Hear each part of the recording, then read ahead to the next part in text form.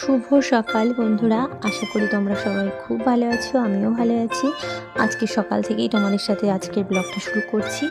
প্রথমে সকালে উঠেই আমি যেটা খাই সেটা হলো চিয়া সিড। গতকাল রাতে আমি এটা ভিজিয়ে রেখেছিলাম।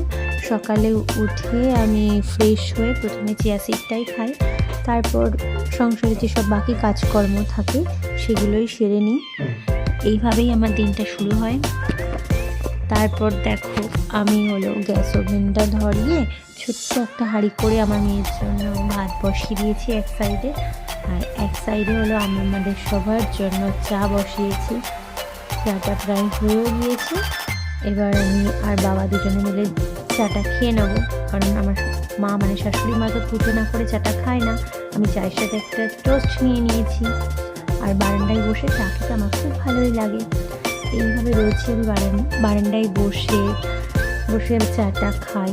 জানো তো চা জিনিসটা সবাই একটু আস্তে আস্তেই খায়, বিশেষ করে আমার তো একটু বসে বসে ধীরে ধীরে খেতে খুবই ভালো লাগে।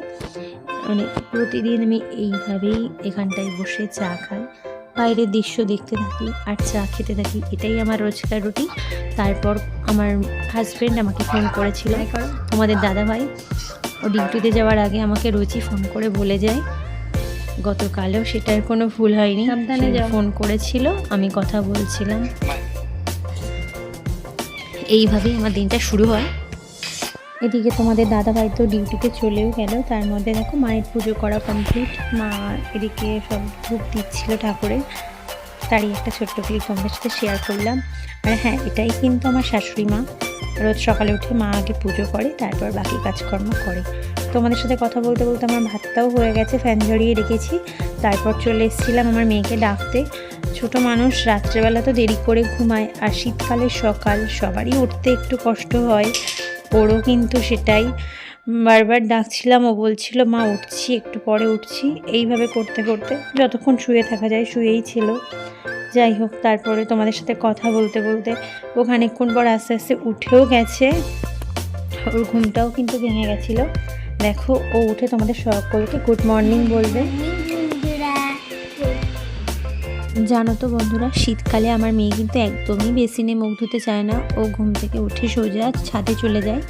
তারপর ওর পিছন পিছন আমিও একটা জলের বোতল নিই আর হাতে ব্রাশটা নিই। ও ব্রাশ করতে থাকে ছাদের উপরে গিয়ে। তারপর ওর মুখ ধোয়া হয়ে গেলে দুজনে একসাথে নিচে নেমে আসি। তারপরে নিচে নেমে ও ভাত খেয়ে নেয়, তারপর একটু খেলাধুলো করে। যেহেতু ওর শরীরটা একটু খারাপ ছিল বলে একটু আগেই বলেছি, ও স্কুলে যাচ্ছে না, এখন বাড়িতেই আছে। আর ও যেহেতু দুটো স্কুলেই করে, ওই জন্য আমি শরীরটা একটু এখন ঠিক আছে, স্কুলে নিয়ে যাচ্ছি না। ওর প্রাইমারি স্কুলে পরীক্ষা চলছে, পরীক্ষাটা হয়ে গেলে ইংলিশ মিডিয়াম স্কুলে কন্টিনিউয়াসলি যাবে। এইভাবেই ওর এই কদিন কাটছে। এদিকে হলো ওর কথা বলতে বলতে আমার মেয়ের দেখো মুখ ধোয়াও কমপ্লিট হয়ে গিয়েছে। তারপর ছোট মানুষ ছাদের পরে যাই হোক একটু ঘোরাঘুরি করবে, তারপরে আবার কিন্তু নিচে চলে আসবে।